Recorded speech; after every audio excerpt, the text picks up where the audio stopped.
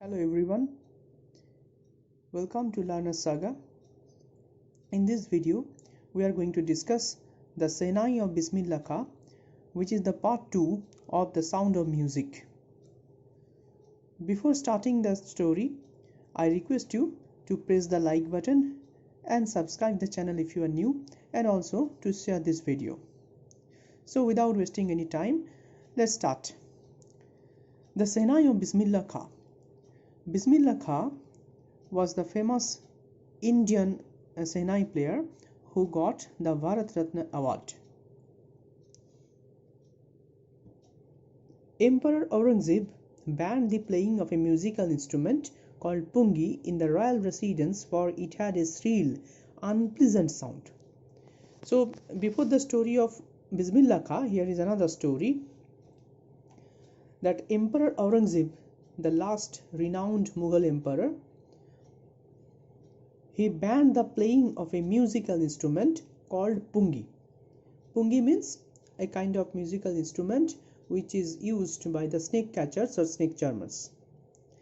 And it was banned by the Emperor Aurangzeb in the royal residence, for it had a shrill, unpleasant sound.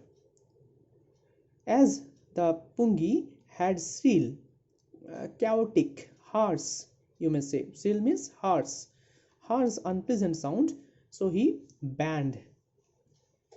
Pungi became the generic name for reeded noisemakers, and it became the generic name. Generic means is the group name for reeded noisemakers. It's given in your book. Reeded means wind instruments which have reeds like the flute, the clarinet, etc. And it became synonymous as noise making instruments. It's given here as noise maker, not the playing musical instrument. Few had thought that it would one day be revived. Some people had the notion that it would be revived one day. A barber of a family of professional musicians who had access to the royal palace decided to improve the tonal quality of the pungi. A barber was there who belonged to the family of professional musicians. He had the access to the royal palace, to the royal court, and that barber decided to improve the tonal quality, that means the sound of the pungi. He chose a pipe with a natural hollow stem. So that barber, he chose a pipe with a natural hollow stem. Hollow means which is not strong from inside. That was longer and broader than the pungi, and made 7 holes on the body of the pipe. So the barber changed the design of the pungi, and he used a longer and broader hollow stem and made 7 holes on the body of the pipe. When he played on it, closing and opening some of these holes, soft and melodious sounds were produced. When he played on it, closing and opening some of these holes, so there were 7 holes, and when he played on it, closing and opening some of these holes, soft and melodious sounds were produced. He played the instrument before royalty, and everyone was impressed. The instrument, so different from the pungi, had to be given a new name. Yes, as the barber was designed it quite separated, quite different from the pungi, so it should have been given a new name. As the story goes, since it was first played in the Sahas chamber and was played by Nai, that is a barber in English, the instrument was named the Shehnai. The story, it's you may say it's like a folklore, that the name of the Shehnai's origin is like as it is given here. As it was first played in the Sahas chamber. Saha means not the King Shah Jahan. Saha means the king. So king's chamber. Shah's chamber means king's chamber. and was played by a nai, that is a barber in English. So combining these two words, Shah and nai, it became Sehnai. The instrument was named the Sehnai. Here you can have a look of these two instruments, the pungi and Sehnai. So next move to the second paragraph. The sound of the Sehnai began to be considered auspicious.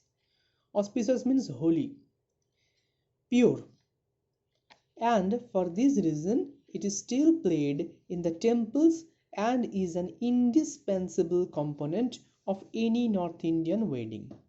So as it was considered very holy sound, so it was an indispensable part. Indispensable means necessary, needed. It was much needed component of any North Indian wedding. In the past, the Sehnai was part of the Nawat, or traditional ensemble of 9 instruments found at royal courts. So you can see that it was previously a part of Nawbat. Nawbat means 9, and Nawbat meaning the traditional ensemble of 9 musical instruments. And out of those, Sehnai was one of those. Till recently, it was used only in temples and weddings, but it was limited to temples and wedding ceremonies. The credit for bringing this instrument onto the classical language goes to Ustad Bismillah Khan. It was Ustad Bismillah Khan who brought this instrument onto the classical stage. As a 5-year-old, Bismillah Khan played Gilli Danda. Probably you also have played Gilli Danda.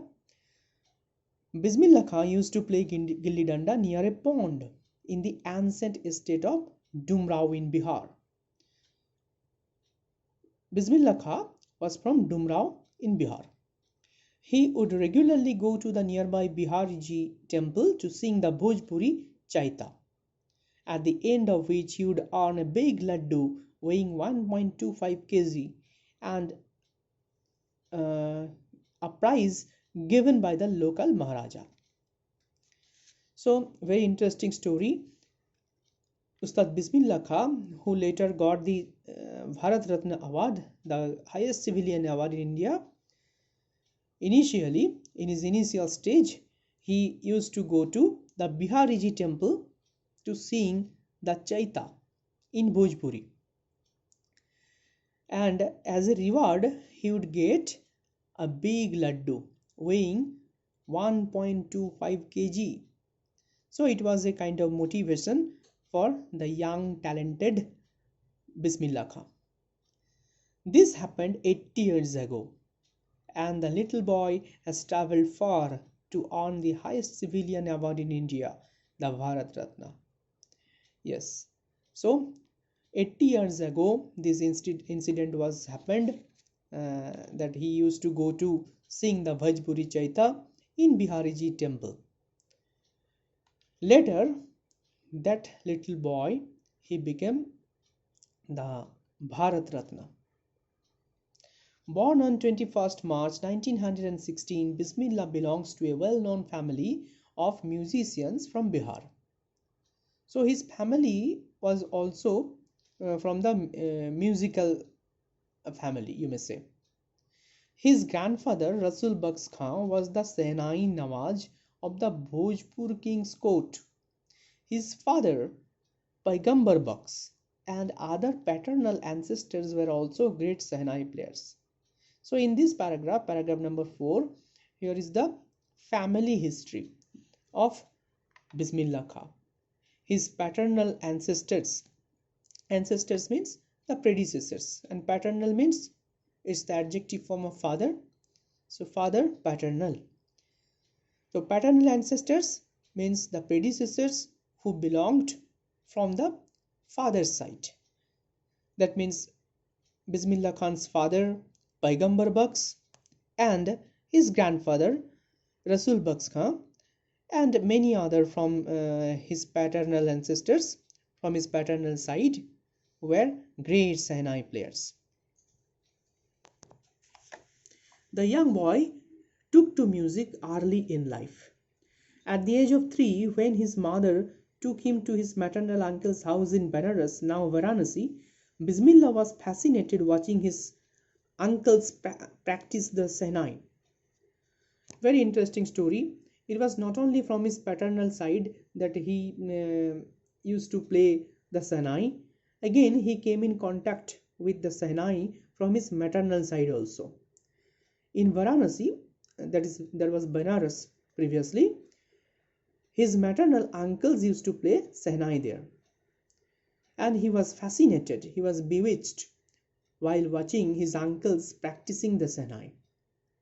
Soon Bismillah started accompanying his uncle Ali Baks to the Vishnu temple of Benares, where Baks was employed to play the Shehnai. A very interesting story. In Benares, in the Vishnu temple, Ali Baks, his maternal uncle, was to perform the Shehnai. Ali Baks would play the Shehnai and Bismillah would sit captivated for hours on end. Fantastic scenario. A Muslim person was playing the Shehnai in the Hindu temple. So India's unity in diversity is a very good example of Hindu-Muslim unity also. So Ali Baks would play the Shehnai and Bismillah would sit captivated. Captivated means bewitched. He was quite enticed. Captivated means you may say enticed, you may say bewitched, for hours on end. On end is a phrase. It means continuously. It means continuously. So while his maternal uncle was playing the Shehnai, Bismillah Khan would sit there quite enticed for hours and hours continuously. Slowly he started getting lessons in playing the instrument and would sit practicing throughout the day. For years to come, the temple of Balaji and Mangala Maya and the banks of the Ganga became the young apprentice's favorite haunts where he could practice in solitude. Now comes his training. For years to come, that means in the coming years, the temple of Balaji and Mangala Maya, these two temples, and the banks of the river Ganga. All these places, all these haunts means places, they became the favorite haunts. That means the Balaji temple, the Mangala Maya and the banks of the river Ganga, these were the favorite places of this young apprentice. Apprentice means a novice. That means a trainee, you may say. He was taking his lesson, he was learning to play the Shehnai. That's why he was an apprentice then. And he chose those places because he could practice there in solitude, in loneliness. The flowing waters of the Ganga inspired him to improvise and invent ragas that were earlier considered to be beyond the range of the Shehnai. So how incredible! There are some ragas in music which were considered to be beyond the range of Shehnai.